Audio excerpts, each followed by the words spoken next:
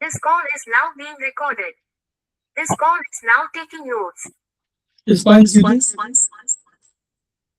3 बार ऊपर चलो।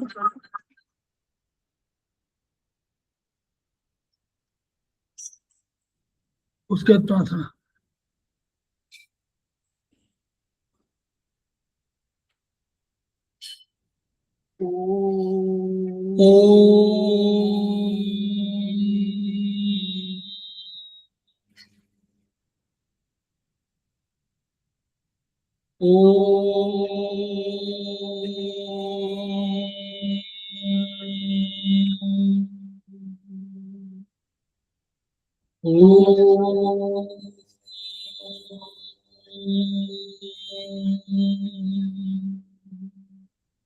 वह शक्ति हमें दो दयानिधि, कर्तव्य मार्ग पर डट जाएं, पर सेवा पर उपकार में हम निज जीवन सफल बना जाएं। वह शक्ति हमें दो दयानिधि, कर्तव्य मार्ग पर डट जाएं। हम दीन दुखी निबलों विकलों के सेवक बन संताप हरे, जो है बिछड़े भूले भटके उनको तारे खुद तर जाएं। वह शक्ति हमें दो दयानिधि, कर्तव्य मार्ग पर डट जाएं। चल देश दंभ पाखंड झूठ, अन्याय से निश दिन दूर, जीवन हो शुद्ध सरल अपना, शुच प्रेम सुधारस बरसाए। वह शक्ति हमें दो दयानिधि, कर्तव्य मार्ग पर डट जाएं। निज आन मान मर्यादा का प्रभु ध्यान रहे, अभिमान रहे। जिस देव भूमि में जन्म लिया, बलिदान उसी पर हो जाए। वह शक्ति में दो दयानिधि, कर्तव्य मार्ग पर डट जाए, पर सेवा पर उपकार में हम निज जीवन सफल बना जाए।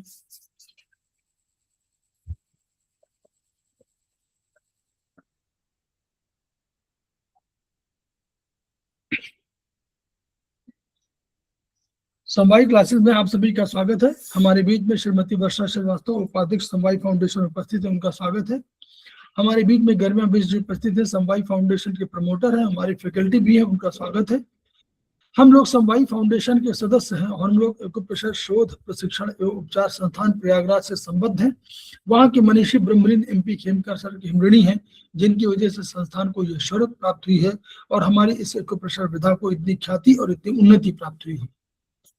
खेमकर सर के कुछ सपने हैं, उनके कुछ मोटो हैं। उनका मोटो है each one reach one, each one treat one, each one teach one. इसी को आपके माध्यम से जन जन जागरण अभियान के तहत सारे संसार में फैलाने का हमारा सपना है और हमें विश्वास है कि ये विधा जो अपेक्षाकृत कम खर्चीली है, उसका लाभ केवल आपको ही नहीं मिलेगा, आपके घर परिवार पास पड़ोस इष्ट मित्र बंधु बांधवों को ही नहीं मिलेगा, वरन समस्त पीड़ित मानवता को मिलेगा।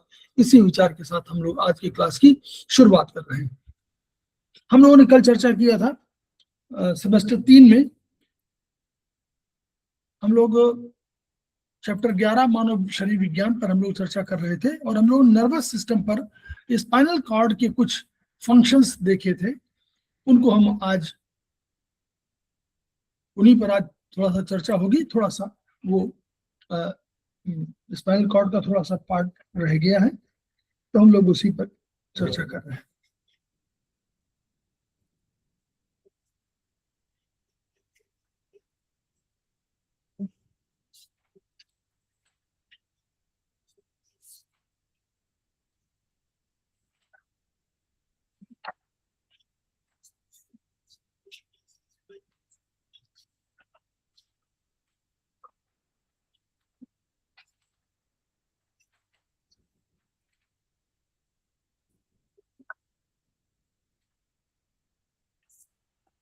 राइट के बाद जो इसमें चैप्टर में है वो ये है कि मोटर ट्रैक 2 में जो लेजन होता है, जो क्षति होती है, उस पर चर्चा का ये बिंदु है।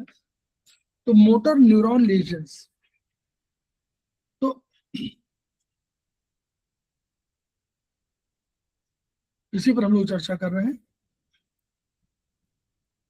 तो मोटर ट्रैक्ट हम लोग देखा कि ऊपर से नीचे आ रहा है, तो सभी मोटर ट्रैक्ट या तो कॉर्टेक्स से जन्म लेंगे या किसी न्यूक्लियस की नर्व सेल से जन्म लेंगे। ये तो हम लोग तय कर लिया भाई, जब अगर मोटर कोई ट्रैक्ट है तो जो कॉर्टेक्स है या तो वहां से जन्म लेंगे या कोई जो न्यूक्लियस पड़ा होगा अंदर उसकी नर्व सेल से जन्म लेंगे। तो इनका एक्सॉन क्या करेगा, स्पाइनल कॉर्ड में उतरेगा। इनका एक्सॉन ऊपर ब्रेन से स्पाइनल कॉर्ड में उतरेगा।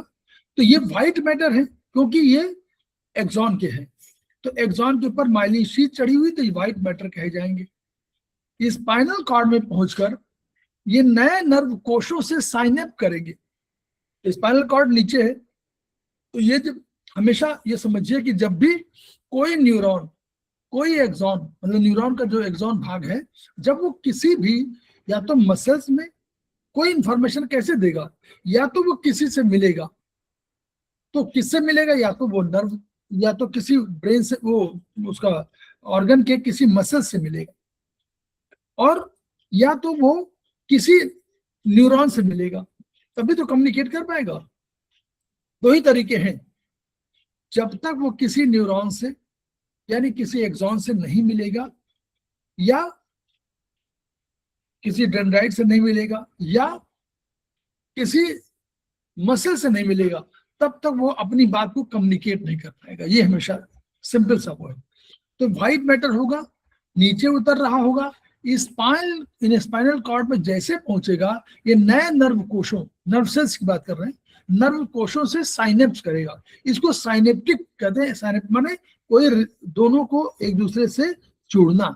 साइनेप्स, साइनेप्स का जो अर्थ आप सामान्य रूप से समझिए, वो दोनों को दूसरे जोड़ता है। तो साइनेप करेगा यानी कम्युनिकेट करेगा। जिनका एक्सॉन ग्रे मैटर यानी स्पाइनल कॉर्ड के एंटीरियर हॉर्न पहुंचता है। अब ये साइनेप किया, तो अब अल्टीमेटली जब भी हुआ, फिर उसको कोई एक्सॉन कम्युनिकेट करेगा, कोई एक्सॉन लेके जाएगा, तो वो कहा जाएगा, वो ग्रे मैटर किसी ग्रे मैटर के यानी स्पाइनल कॉर्ड के एंटीरियर हॉर्न में। अब इसको ग्रे मैटर में पहुंचना है। ग्रे मैटर माने, या ग्रे मैटर, एक्सॉन तो व्हाइट मैटर है, इसको ग्रे मैटर में पहुंचना है जहां पर के सारा फंक्शनिंग और होती है। तो ग्रे मैटर यानी स्पाइनल कॉर्ड के एंटीरियर हॉर्न। एंटीरियर हॉर्न माने सामने वाले में ग्रे मैटर, क्योंकि होता क्या, मोटर न्यूरॉन है, ये आगे के भाग से जाता है, यानी स्पाइनल कॉर्ड के एंटीरियर भाग से पहुंच रहा है। तो इसको एंटीरियर हॉर्न पहुंच रहा है, ग्रे मैटर पहुंच रहा है। इस पूरे पथ यानी मार्ग को तय करने वाले, जो पूरे पथ यानी मार्ग को कौन तय कर रहा है, जो न्यूरॉन, उसको अपर मोटर न्यूरॉन कहते हैं। यानी जो ब्रेन से कोई कम्युनिकेशन, ब्रेन से जो स्पाइनल कॉर्ड तक की यात्रा है, वो हमारी अपर मोटर न्यूरॉन की यात्रा है। ऊपर वाले यानी माना जा ऊपर, सबसे ऊपर ब्रेन है, तो ब्रेन से वो उसका दूसरा भाग है, दूसरा छोटा घर समझ लीजिए, जो हमारा स्पाइनल कॉर्ड है, वहां तक पहुंचने के लिए जो आपका पथ है, जो यात्रा है, उसको अपर मोटर न्यूरॉन कहे जाएंगे। अब अंदर आ गया, कहां पर आ गया, कोई न्यूरॉन या कोई भी कम्युनिकेशन करने वाला व्यक्ति मान लीजिए, वो आ गया, कहां आ गया, एंटीरियर हॉर्न में आ गया। अब वहां पर आ गया न्यूरॉन, तो फिर ये नए न्यूरॉन से साइन अप करेगा, किसी और न्यूरॉन से साइन अप, उसको फिर कम्युनिकेट करेगा, जिसका एक्सॉन क्या करेगा, स्पाइनल नर्व से। अब स्पाइनल नर्व यहां से एक्टिव हो गई, स्पाइनल नर्व से होकर पेरिफेरल टिश्यू या ऑर्गन में प्रवेश करेगा। अब एंटीरियर हॉर्न माने, जो एंटीरियर माने सामने वाले हॉर्न, हॉर्न इसलिए बोलते हैं सींगों की तरह होते हैं, इसलिए हॉर्न कहे जाते हैं। वहां पर क्यों, वहां पर ग्रे मैटर है, ग्रे मैटर को हॉर्न के रूप में दिखाया गया है, ये आप देखिएगा।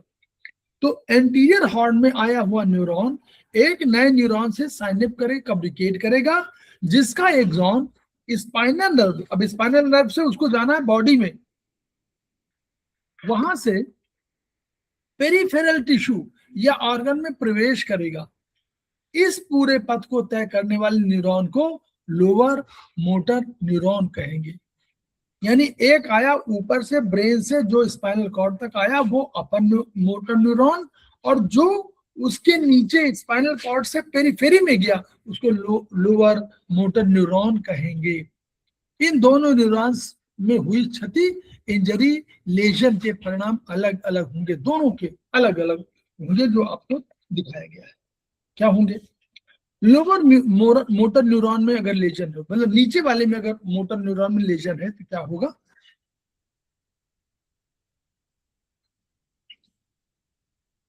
अब हम लोगों को समझना है कि लोअर मोटर न्यूरॉन में कोई क्षति हो रही है।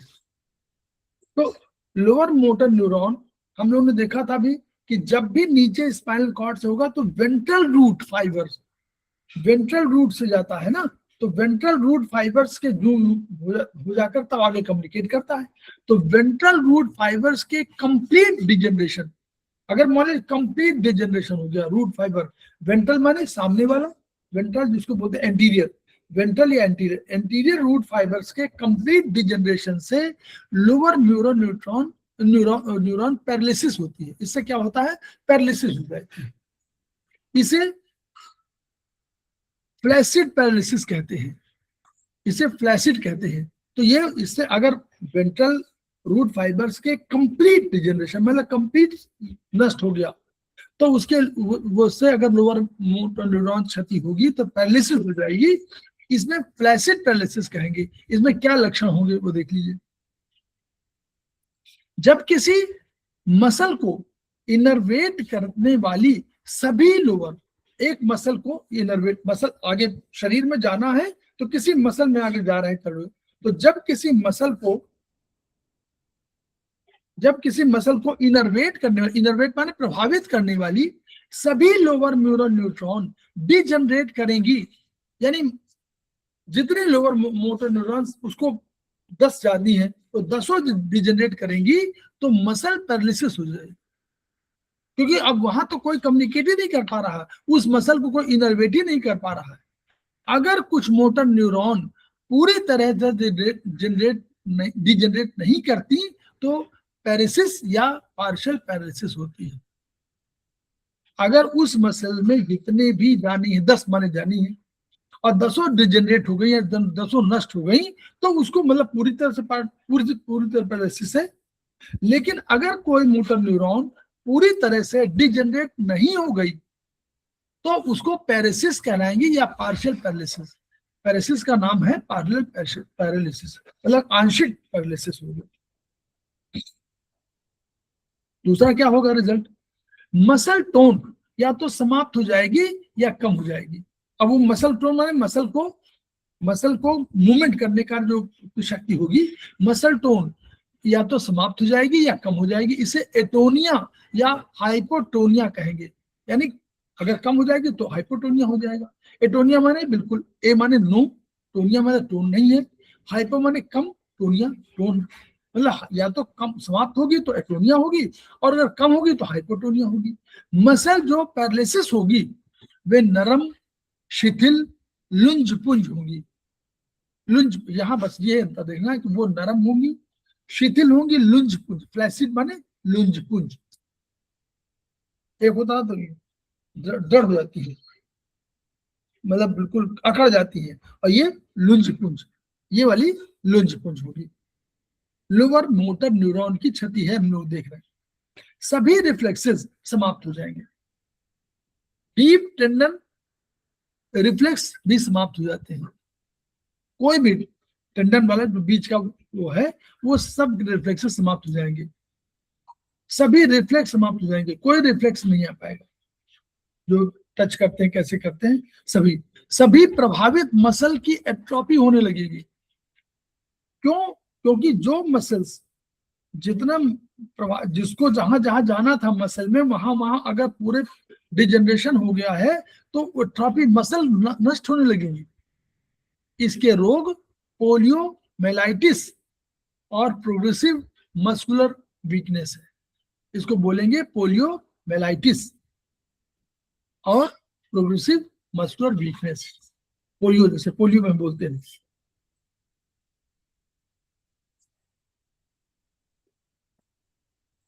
अब अपर क्यों, अपर में क्या होगा, हम लोग को बस यही देखना है कि हम लोग का कैसे कैसे ये लेजन है, तो उसको थोड़ा सा समझ लें, फिर हम लोग अपना आगे बढ़ेंगे। अपर मोटर न्यूरॉन, अब लोअर वाला हम लोगों ने देख लिया। अपर मोटर न्यूरॉन, इसमें थोड़ा सा अधिक वो है। हमारे बीच में बबली सिंह उपस्थित हो गई हैं, जो समवाई फाउंडेशन की एग्जीक्यूटिव मेंबर हैं, उनका स्वागत है। अपर मोटर न्यूरॉन में लेजन कैसे होगा, पिरामिडल, देखिए हम लोगों ने देखा था, पिरामिडल था और एक नॉन पिरामिडल था, मतलब अदर देन पिरामिडल था। तो पिरामिडल ट्रैक्ट के फाइबर्स और अन्य नीचे उतरने वाले सुप्रा स्पाइनल ट्रैक्ट के फाइबर्स के इंटरप्शन के कारण मोटर क्रिया में व्यवधान उत्पन्न होता है। ऊपर ट्रैक्ट से जो फाइबर उतर रहे हैं और अन्य कोई नीचे उतर रहा है, मान लीजिए वहां के हैं या दूसरे फाइबर नीचे उतर रहे हैं, सुप्रा स्पाइनल ट्रैक्ट के फाइबर्स के इंटरप्शन के कारण नीचे चूंकि आया इंटरप्शन, तो मोटर क्रिया में व्यवधान होगा। कहीं भी इंटरप्शन आएगा, ऊपर से नीचे उतर रहा है तो कहीं भी व्यवधान आएगा, तो ये अपर मोटर न्यूरॉन, यही तो है, स्पाइन और ऊपर इन्हीं के बीच का होना है, तो ये इसी को अपर मोटर न्यूरॉन हम लोग कह रहे हैं। तो यहाँ कहीं कोई भी सुप्रा स्पाइनल ट्रैक्ट, जो स्पाइनल ट्रैक्ट वाला फाइबर है, यहाँ इंटरप्ट हो जाए या ऊपर हो जाए तो वही पैरालिसिस होगी। ये अपर मोटर न्यूरॉन की पैरालिसिस कहेंगे, इसको ऊपर मोटर न्यूरॉन की पैरालिसिस कहेंगे। ये मुख्यतः कॉर्टिको स्पाइनल ट्रैक्ट में क्षति होने के फलस्वरूप होगा। ये कॉर्टिको स्पाइनल हम लोग देखा था, कॉर्टिको मतलब कॉर्टेक्स से लेकर जो स्पाइन तक का जो ट्रैक्ट है उसमें कोई क्षति हो जाएगी तो ये होगा। और अन्य नीचे मगर अन्य नीचे उतरने वाले ट्रैक्ट्स भी शामिल रहते हैं। क्यों, क्योंकि फलस्वरूप होगा, क्योंकि इसमें शामिल तो नीचे वहीं से ऊपर से उतर रहा है नीचे, इसलिए। तो अपर मोटर न्यूरॉन लेजन में, अपर मोटर न्यूरॉन के लेजन में जो ये बीमारी कह रहे हैं कि इस ब्रेन से स्पाइन तक में केवल लेजन में क्षति हो रही है, मस्तिष्क से स्पाइनल कॉर्ड तक जाने वाले संदेश बाधित होंगे। मस्तिष्क देव भेज रहा है कि आप ये काम करिए, लेकिन वो स्पाइनल कॉर्ड तक में ही बीच में ट्रैक में गड़बड़ी कहीं आ गई है तो संदेश बाधित हो जाएंगे। लेकिन स्पाइनल कॉर्ड से इस मांसपेशियों तक काम करने वाले लोअर मोटर न्यूरॉन सामान्य रहेंगे। क्षति हुई ऊपर से नीचे वाले में, तो ब्रेन से जो स्पाइनल कॉर्ड तक जाएगा वो बाधित हो गए क्योंकि संदेश नहीं मिला। लेकिन स्पाइनल कॉर्ड ने कोई संदेश दिया मांसपेशियों को, मसल्स को, तो वो लोअर मोटर न्यूरॉन होगा, वो तो उसमें क्षति हुई नहीं तो वो सामान्य रहेंगे। इसलिए अपर मोटर न्यूरॉन और लोअर मोटर न्यूरॉन लेजन के लक्षण प्रभाव अलग अलग होंगे, दोनों के अलग अलग होंगे। अपर मोटर न्यूरॉन में अलग होगा क्योंकि वो ब्रेन से स्पाइनल कॉर्ड तक है। ये स्पाइनल कॉर्ड अगर से जाने वाला वहां तक प्रभावित नहीं है तो स्पाइनल कॉर्ड कोई संदेश भेज रहा है तो वो आपको पूरी तरह से प्रॉब्लम रहेगा, सामान्य रहेगा। एक अन्य बात विचारनी है, डिस्कसेशन ये नर्व्स के क्रॉस करने का, जो हम बोलते हैं कि पहले और बाद में लेजन होने पर महत्वपूर्ण अंतर आता है। मान लीजिए यहीं पर क्रॉस करना है, पहले ही हो गया या बाद में हो गया तो अंतर आएगा। ये क्योंकि मालूम होगा कि शरीर का कौन सा पक्ष प्रभावित होगा। मान लीजिए इसके पहले कर दिया तो प्रभावित हो गया, और बाद में किया तो राइट वाला, पहले अगर पहले किया तो राइट वाला राइट में रहेगा, और अगर क्रॉस कर गया और क्रॉस करने के बाद किया तो राइट वाला लेफ्ट को प्रभावित कर देगा। तो ये अंतर है। अगर जब क्रॉस कर रहा है चौराहे से, तो उस चौराहे के पहले अगर लेजन हुआ तो दूसरा रिजल्ट आएगा, और बाद में हुआ दूसरा रिजल्ट आएगा। अभी कह रहे हैं डिस्कसेशन के पहले, अब डिस्कसेशन सुप्रा न्यूक्लियर लेजन होने पर, मतलब ठीक है, अगर ऊपर पहले हो गया, यानी क्रॉस करने के पहले अगर हुआ तो क्या होगा, वहीं पर लेजर, वहीं क्षति हो गई। ये लेजन ब्रेन के उन हिस्सों में होता है जहां कॉर्टिको स्पाइनल ट्रैक्ट अभी क्रॉस नहीं हुआ है। अभी अभी कॉर्टिको से स्पाइनल से आने वाला ये अभी ट्रैक्ट क्रॉस नहीं हुआ, तो उन जो पहले वाला है, पहले वाला कहाँ होगा? लेजन ब्रेन के उन हिस्सों में होगा जहां अभी कॉर्टिको स्पाइनल ट्रैक्ट अभी क्रॉस ही नहीं हुआ है, क्रॉस होने के पहले हो गया, उनकी बात कर रहे हैं। जैसे मोटर कॉर्टेक्स, मतलब जो मोटर कॉर्टेक्स है वो। दूसरा इंटरनल कैप्सूल, वहां पे सब ये ब्रेन के पार्ट है। Internal capsule, mid brain, pons, upper medulla, ये क्रॉसिंग से पूर्व का भाग है। क्यों? तो नीचे मेडुला के जैसे होता है, मेडुला से ही नीचे क्रॉस करते हैं, तो ये मोटर कॉर्टेक्स होगा, इंटरनल कैप्सूल होगा, मिड ब्रेन होगा, पोन्स होगा, इस ऊपर मेडुला के ऊपर है, मेडुला के ऊपर पोन्स है, पोन्स के ऊपर मिड ब्रेन है, ऊपर वहां पे इंटरनल कैप्सूल है, वहीं मोटर कॉर्टेक्स है। तो मोटर कॉर्टेक्स ऊपर वाला भाग, फिर internal capsule, mid brain, pons, upper motor, upper medulla, यहां तक ये कोई क्षति होगी तो इसी भाग में होगी, तो क्रॉसिंग के पूर्व यही है। इनका प्रभाव कहां आएगा? अब इनका प्रभाव क्या होगा? शरीर के विपरीत कंट्रालेटरल भाग में कमजोरी, पैरालिसिस, क्योंकि नर्व फाइबर मेडुला के नीचे जाकर क्रॉस होते हैं। तो यानी शरीर के विपरीत भाग में कमजोरी, पैरालिसिस, क्योंकि नर्व फाइबर मेडुला के नीचे जाकर क्रॉस होते हैं। अगर दाएं हेमिस्फीयर लेजन है तो शरीर का बायां हिस्सा प्रभावित होगा, क्योंकि यहां क्रॉस किया और यहां से बायां जा रहा था, पहले ही प्रभावित हो गया। तो ये वाली जो नर्व है, ये दिखाई दे रहा है आपको? दिखाई दे रहा है ना? ये दिखाई दे रहा है? ये दिखाई दे रहा है? बोलिए, नहीं दिखाई दे रहा क्या? जी सर, दिखाई दे रहा है। ठीक, अगर यहाँ क्रॉस करना, तो अगर यहीं पर हो गया है तो ये वाला लेफ्ट को प्रभावित करेगा ना, पहले चूंकि हो चुका है, पहले ही क्षति हो चुकी है, तो ये जाएगी और ये दाएं से जा रही थी तो बाएं को प्रभावित कर देगी। क्लियर? क्योंकि नर्व फाइबर मेडुला के नीचे जाकर क्रॉस होंगे, तो मेडुला के ऊपर हुआ है, तो वो जिस जाएगा तो दाहिने तरफ जाएगा, दाहिने तरफ, दाएं वाला बाएं तरफ जाएगा, तो बायां हिस्सा प्रभावित हो जाएगा। ठीक है?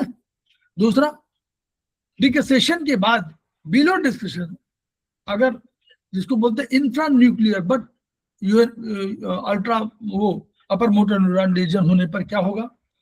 ये लेजन, ये क्षति स्पाइनल कॉर्ड के उस भाग में होगा जहां नर्व्स पहले ही क्रॉस कर चुकी हैं। तो कहां पर होगा? Cervical spinal cord, thoracic spinal cord, lumbar spinal cord, sacral spinal cord, यही तो क्षति होगी। इसका प्रभाव कहां दिखेगा? शरीर के उसी तरफ, क्योंकि क्षति यहां हुई है, तो जिस जगह पर जा रहा था वहीं पर तो क्षति हुई, तो उससे ऊपर से मतलब नहीं, ऊपर तो यहाँ क्षति नहीं हुई, इसे यहाँ तो आ गया, तो लेफ्ट साइड में तो इनर्वेट कर गया, तो अगर लेफ्ट साइड में आ गया, उसी तरफ क्षति हुई, तो अब उसी तरफ कमजोरी प्रॉब्लम होगी। क्लियर हुआ कि नहीं है मैडम? जी सर, क्लियर है। हाँ, ये नीचे उसी यहीं पर हुआ, क्रॉस कर गए तो जिस तरफ हुआ वहीं पर तो होगा।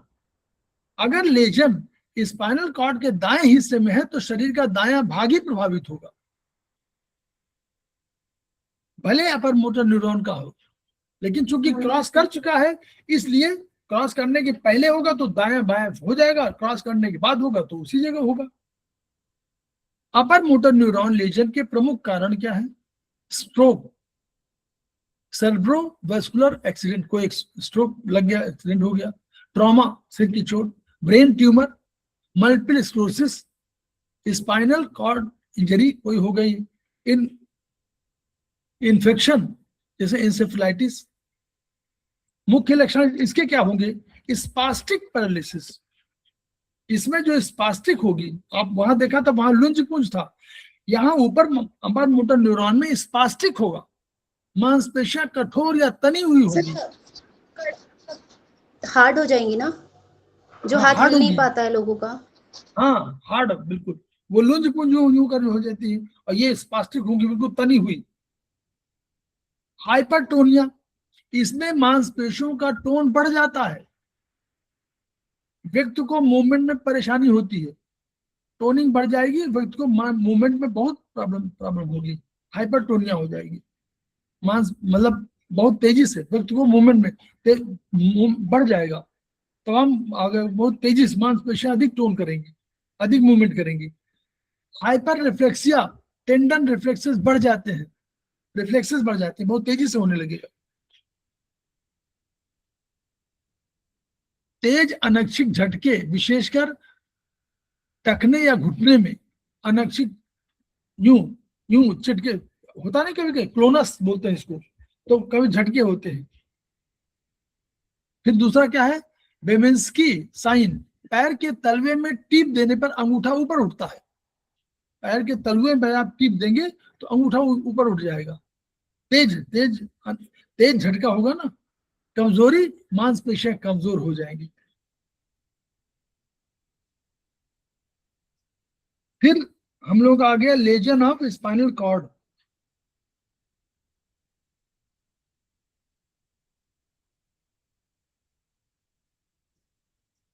छुरा लगने, चाकू लगने या गोली लगने से स्पाइनल कॉर्ड क्षतिग्रस्त होती है।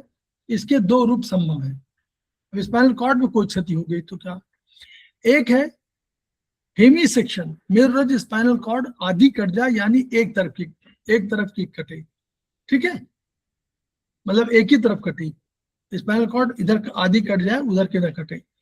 कंप्लीट ट्रांसेक्शन, स्पाइनल कॉर्ड पूरी तरह से पूरी कट जाए।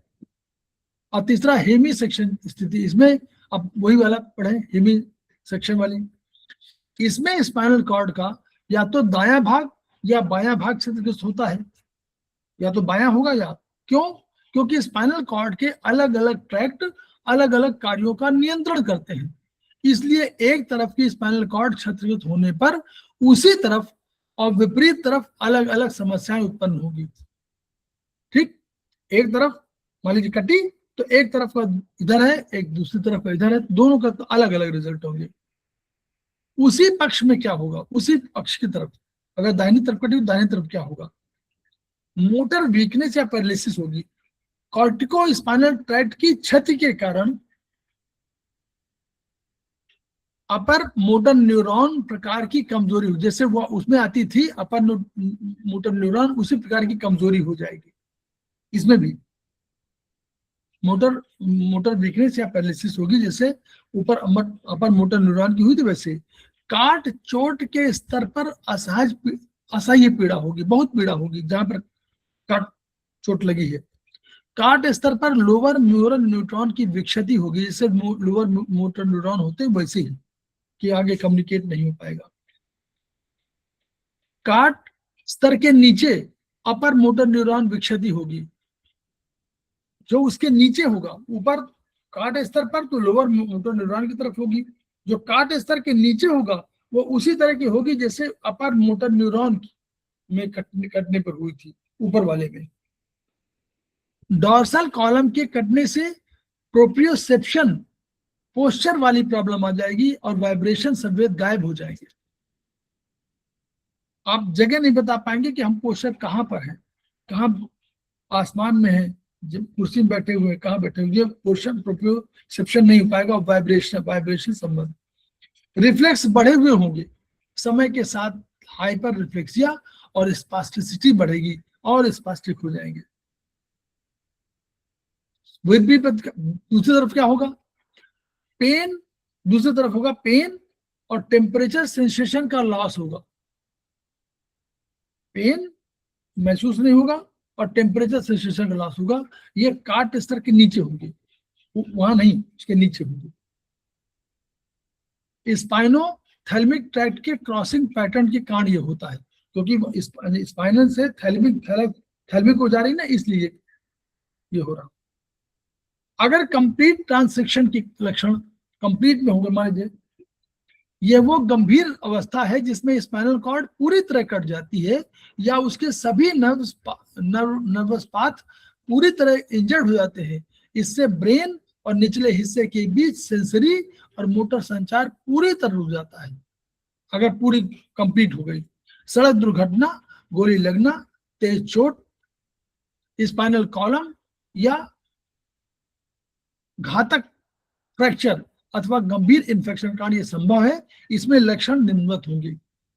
ब्रेन के सभी न्यूक्लियस सामान्य कार्य करेंगे, ब्रेन वाले, क्योंकि वहां तो कोई प्रॉब्लम हुई नहीं। रोगी का ब्रेन पूरी तरह काम करेगा, रोगी की ब्रेन तो प्रभावित हुआ नहीं। जहां इंजरी है वहां शरीर की गोलाई में, पूरे गोलाई में तीव्र पीड़ा होगी। जहां इंजरी है, कटी है, तो वहां पर तीव्र पीड़ा होगी।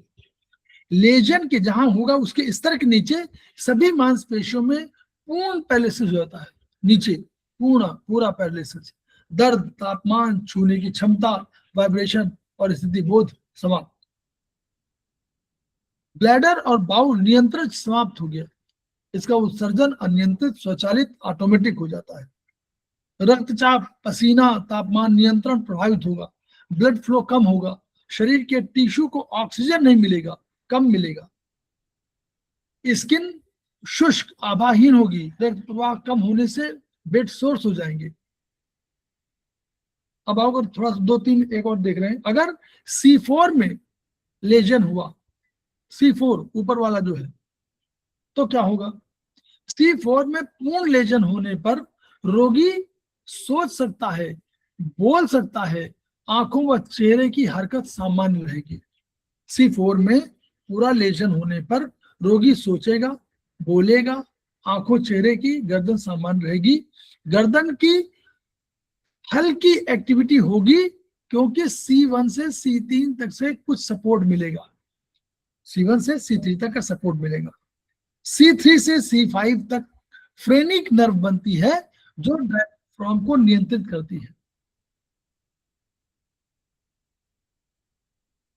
C3 से C5 तक फ्रेनिक नर्व बनती है जो डायफ्राम को नियंत्रित करती है।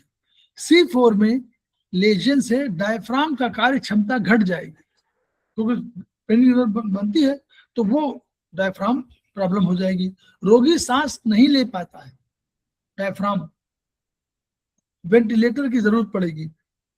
हाथ में नो मूवमेंट होगा, इरेक्टाइल और इजेक्युलेटरी डिसफंक्शन होगा, गंभीर रूप से प्रभावित हो जाएगी।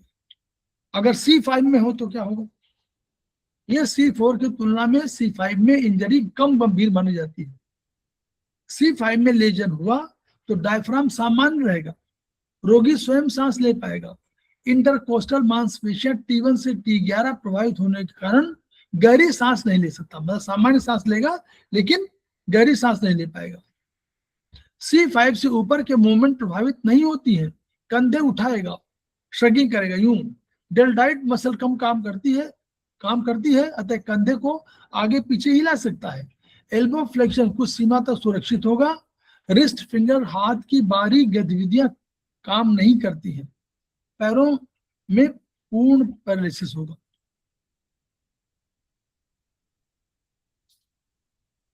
C5 हो गया। अगर थोरेसिक में कंप्लीट ट्रांसेक्शन हुआ तो दोनों पैरों में पूर्ण पैरालिसिस।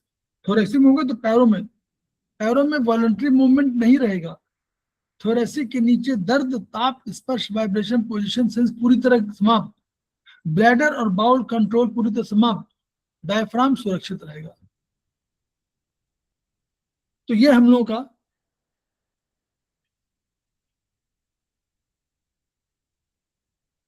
अभी हम लोग आगे भी देख सकते हैं।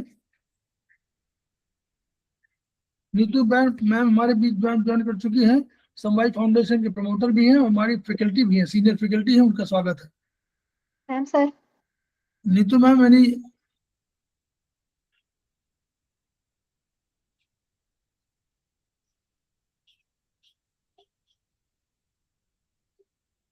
आप तो उनका क्लास है, आपको तो नहीं है?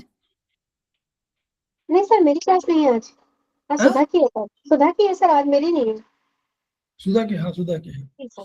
तो अब नर्वस सिस्टम पे हम लोग चले अब आगे शुरू करें।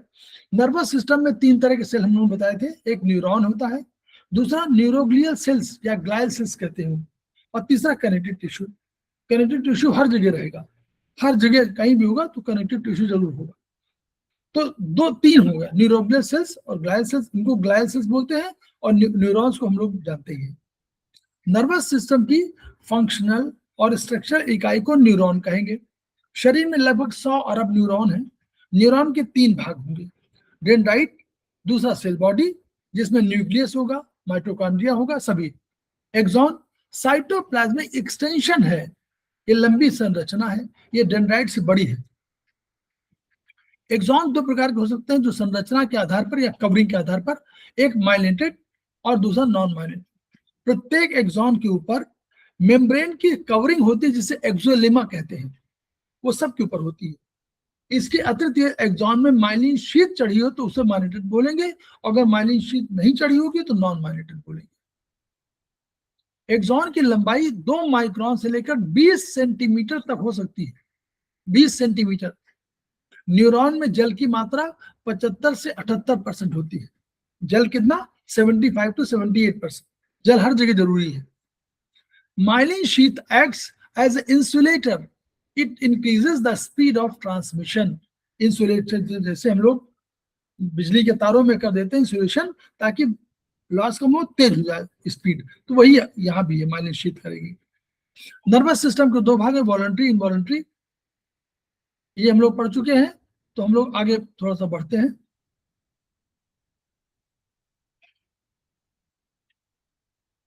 जो नर्व फाइबर ब्रेन से यानी केंद्र से संदेश लेकर मसल या ऑर्गन तक जाती है वो इफरेंट या मोटर नर्व कही जाएंगी। पेरीफेरी में किसी भी ऑर्गन में संवेद को ग्रहण करने के लिए रिसेप्टर होते हैं, उन्हीं से एफरेंट नर्व्स का जन्म होता है। किसी भी ऑर्गन में, पेरीफेरी में किसी भी ऑर्गन में संवेद को ग्रहण करने के लिए रिसेप्टर होते हैं, स्किन वगैरह सब में, उन्हीं से एफरेंट नर्व्स का जन्म होता है। वहीं से रिसेप्टर 3 प्रकार के होंगे, एक्सटर्नल, इंटरनल, प्रोप्रियोसेप्टर। यह सवाल, रिसेप्टर 3 प्रकार के होंगे। कौन होंगे? एक एक्सटर्नल होंगे, एक इंटरनल होंगे, एक प्रोप्रियोसेप्टर। अब देखिए, यही से हम लोग पढ़ना शुरू कर रहे हैं, चैप्टर में यही सब है। एक्सटर्नल क्या है? एक्सटर्नल रिसेप्टर्स 2 प्रकार के होंगे। क्यूटेनियस, हम लोग कहते हैं शब्द स्पर्श रूप रस गंध, तो स्पर्श वाला छोड़ दीजिए, वही है। क्यूटेनियस माने त्वची स्पर्श, ये ताप का, दाब का, स्पर्श का, दर्द की सूचना देंगे। दूसरा स्पेशल सेंसेस, जो विशिष्ट ज्ञान हेतु होते हैं, तो ये केवल त्वची स्पर्श ऐसा है जिसमें विशिष्ट ज्ञान की बात नहीं, सामान्य ज्ञान की बात है। लेकिन स्पेशल सेंस ये एक आंख से केवल दिखाई पड़ता है, टच नहीं हो सकता है ना, कान से केवल सुनाई पड़ेगा, है ना। शब्द स्पर्श रूप, इस पर छोड़ दीजिए, रूप रस गंध, तो यानी विशेष स्पेशल सेंस विशेष वाले हैं। तो विशेष रूप क्या है? विजन रूप के लिए, स्मेल गंध के लिए, ऑडिटरी हियरिंग शब्द, और टेस्ट रस। तो ये हम लोग क्यूटेनियस और स्पेशल सेंसेस 2। प्रोप्रियोसेप्टर, प्रोप्रियोसेप्टर 3 प्रकार के होते हैं। ये क्या होते हैं? प्रोप्रियोसेप्टर माने जो आपकी स्थिति बता देंगे, कहां पर आप हैं, क्या है। तो ऑर्गन ऑफ गोल्जी, ये वास्तव में मसल टेंशन नापते हैं। क्या नापते हैं? मसल का टेंशन। कोई भी मसल देर तक कॉन्ट्रैक्टेड या सेमी कॉन्ट्रैक्टेड दशा में रहे तो मसल टेंशन में कही जाएगी। मसल टेंशन, भाई आपको मसल को आपने यूं कर दिया, यूं, तो ये कितनी देर तक रही, ये जो है ये मसल टेंशन, ये माना जाएगा कि मसल टेंशन में है। कोई भी मसल देर तक कॉन्ट्रैक्ट करती है ना, यहीं से कॉन्ट्रैक्ट करेगी तभी तो मूवमेंट होगा। तो कोई कॉन्ट्रैक्ट कर रही है, सेमी कॉन्ट्रैक्टेड दशा में रहेगी, तो इसी को कहा जाएगा कि मसल टेंशन में है। मसल स्पिंडल, मसल में एक सेंसरी तत्व है जो मसल स्ट्रेचिंग और लेंथ में परिवर्तन की सूचना देता है। वो कहता है कि मसल की लेंथ बढ़ गई है या कम हो गई है, ये वाली सूचना देने के लिए मसल स्पिंडल है, लंबाई लेंथ की। तीसरा वेस्टिबुलर है, आई मूवमेंट तथा शरीर के संतुलन के लिए जिम्मेदार है, और कान में, इनर ईयर में ये होता है। वेस्टिबुलर एपेटस हम लोग बोलते हैं, आई मूवमेंट में और कान में, 2 जगह के लिए मूवमेंट को ये वेस्टिबुलर करता है। इंटरनल 3 प्रकार होते हैं। इंटरनल में शरीर के अंदर है बैरोसेप्टर, बैरोसेप्टर समझ सकते हैं, दाब की बात कर रहा है। और ऑस्मोसेप्टर माने ऑस्मोसिस की बात कर रहा है। केमोसेप्टर माने उसकी बात कर रहा है, कोई केमिकल कंपोजिशन की। तो बैरोसेप्टर क्या करते हैं, क्या मापता है, रक्त दाब। बैरोसेप्टर माने कोई दाब की बात कर रहा है, तो अंदर शरीर के अंदर रक्त होता है, रक्त दाब, तो हम लोग उसको नापते हैं। तो रक्त दाब नापते हैं, और कोई परिवर्तन होता है तो बताते हैं, और उसको परिवर्तन करा भी देते हैं। माने जब बढ़ रहा है और उनको घटाना है तो आवश्यक परिवर्तन, यही बैरोसेप्टर करते हैं। ऑस्मोसेप्टर क्या है, रक्त का ऑस्मोटिक प्रेशर, रक्त में ऑस्मोटिक प्रेशर होता है कि ताकि बाहर ना ऊज आउट हो पाए, आप नली के बाहर ना चला जाए, उसको और बहुत जल बहुत अधिक अंदर ना आ जाए, ये सब सारी चीजों के लिए तो रक्त का ऑस्मोटिक प्रेशर और जल का ऑस्मोटिक प्रेशर नापते हैं और उसी के अनुसार एक्शन लेते हैं। ये ऑस्मोसेप्टर माने जल अधिक नहीं आना तो अपना बढ़ाना पड़ेगा, उनको नापेंगे, बताएंगे, सूचना देंगे, कुछ करेंगे ना, ताकि कि निकालिए, ये करिए, कोई फंक्शन करेंगे तो ऑस्मोसेप्टर है, ऑस्मोसेप्टर। फिर केमोसेप्टर क्या करते हैं, ये क्या करते हैं, केमिकल कंपोजिशन देखते हैं, बोले CO2 बढ़ रहा है, O2 बढ़ रहा है, pH बढ़ रहा है, तो तुरंत बता देंगे कि भाई ये बढ़ रहा है, CO2 बहुत बढ़ रहा है, तो निकालो उसको। O2 बहुत दे तो भी उतना नहीं चाहिए हमको। तो ये अन्य केमिकल्स की उपस्थिति मापते हैं, कोई केमिकल शरीर में घूम रहा है तो वो केमोसेप्टर बताते हैं कि ये केमिकल घूम रहा है। ऑस्मोटिक प्रेशर को मापने हेतु कुछ आवश्यक जानकारियां चाहिए, हम लोग इसको थोड़ा सा समझ लें। अभी समय है ना गर्मा मैडम, अभी समय है? जी सर। अभी तो आई नहीं सुधा मैडम ना, उनको 7:15 से है ना, 7:15 से होगा, 7:15 से उनका क्लास। अभी है भी नहीं सर, अभी तो हम लोग ले सकते हैं। बबली सिंह ठीक है ना, बताइए, आप लोग अधिक अच्छा लग रहा होगा। ये रिवीजन हो रहा है ना, रिवीजन हो रहा है ना सर? अच्छा है, बहुत अच्छा, मतलब जो पूरा पैरालाइज का पूरा वो है इसमें नोट्स सारा। तो थोड़ा हम लोग इसको थोड़ा समझ लें, इसको फिर आप लोग करेंगे। तो ऑस्मोटिक प्रेशर को मापने के लिए कुछ हमको आवश्यक जानकारी चाहिए। क्या है ऑस्मोटिक प्रेशर, इसी को जानना है। अब हम एटम पे बात कर रहे हैं, थोड़ा सा हम लोग साइंस पे। एटम शब्द की उत्पत्ति एटोमॉस यानी इनडिविजिबल शब्द से हुई। कहा गया कि टुकड़े टुकड़े करते चले गए, अंत में आया कि एक छोटा टुकड़ा बचा, तो उन्होंने कहा कि अब इससे अधिक कोई इसको डिवाइड नहीं कर सकते, तो उसका नाम हुआ एटोमॉस यानी इनडिविजिबल। अब हमको इसको डिवाइड नहीं कर सकते, ये एटम हुआ।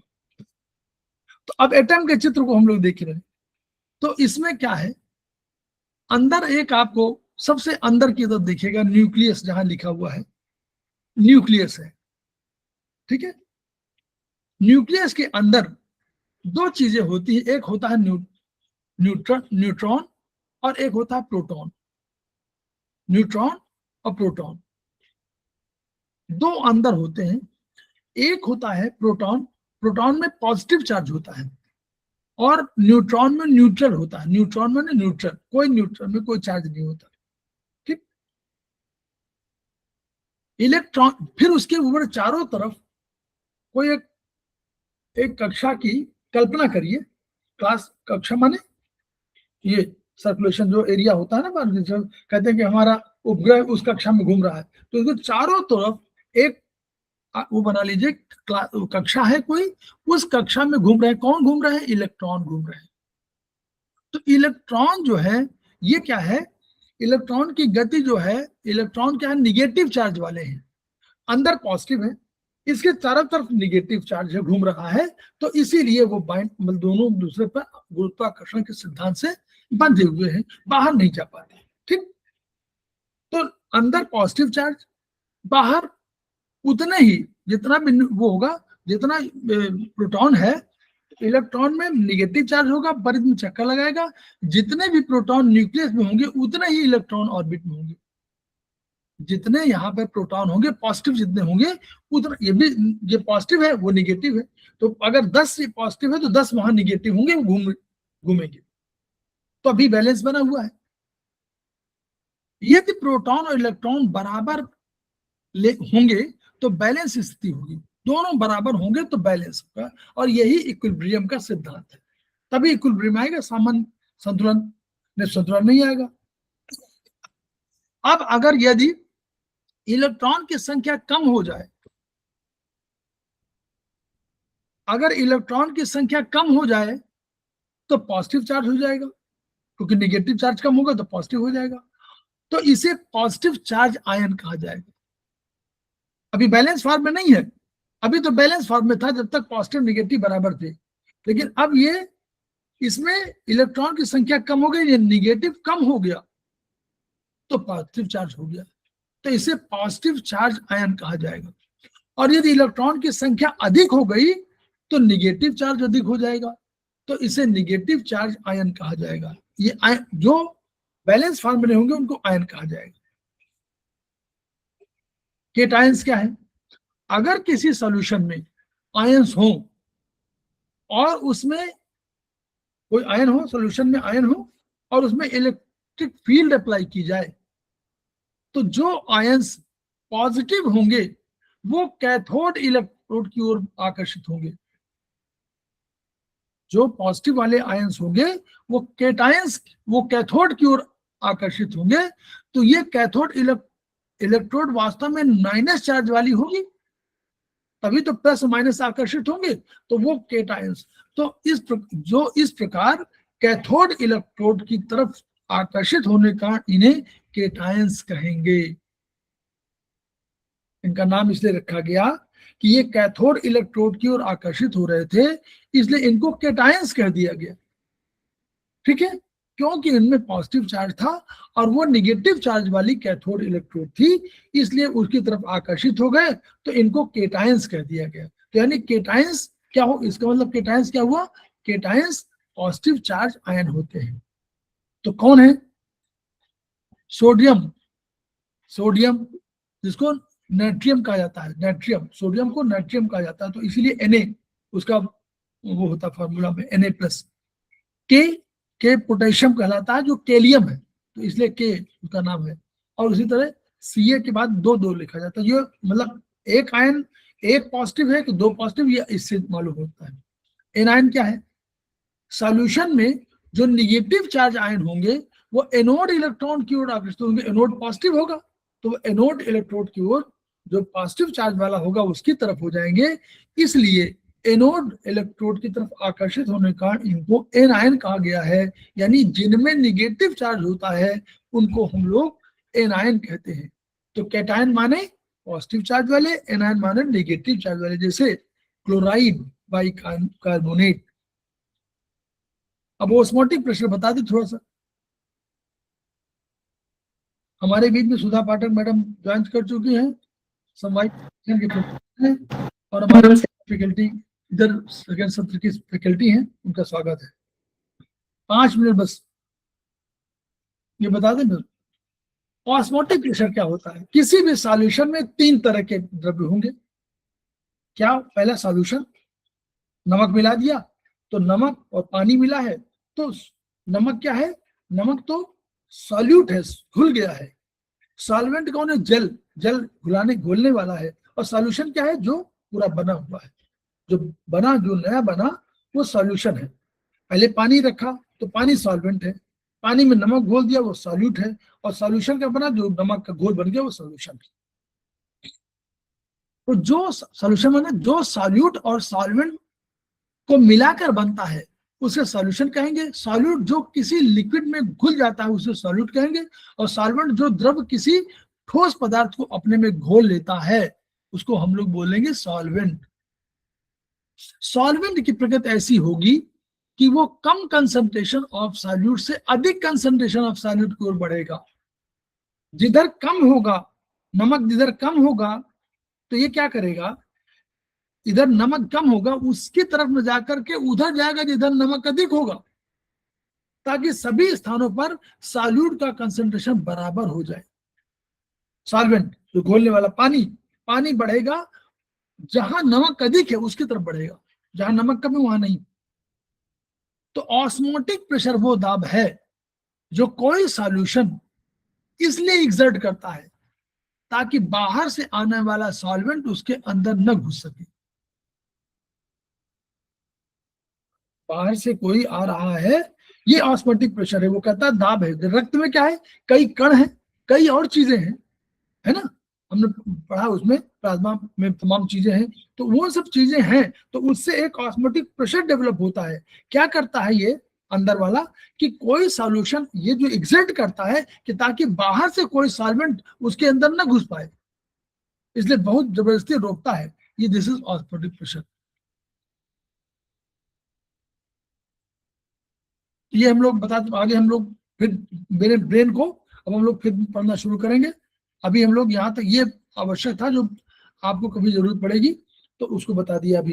तो हम लोग खेमका सर को याद रख रहे हैं, उनकी एनर्जी को लेने की कोशिश कर रहे हैं और प्रयास ये कर रहे हैं कि जो ज्ञान हमको मिले उस ज्ञान को हम दूसरे को ट्रांसफर कर दें, ताकि ये मुख्य धारा में सभी लोग शामिल हो जाएं और हमारी थेरेपी बढ़े और खेमका सर का सपना पूरा हो। Each one reach one, each one treat one, each one teach one. इन्हीं शब्दों के साथ 2 मिनट का ब्रेक, फिर हम लोग अभी आते हैं सुधा पाठक जी के साथ। Thank you sir. Thank you ma'am.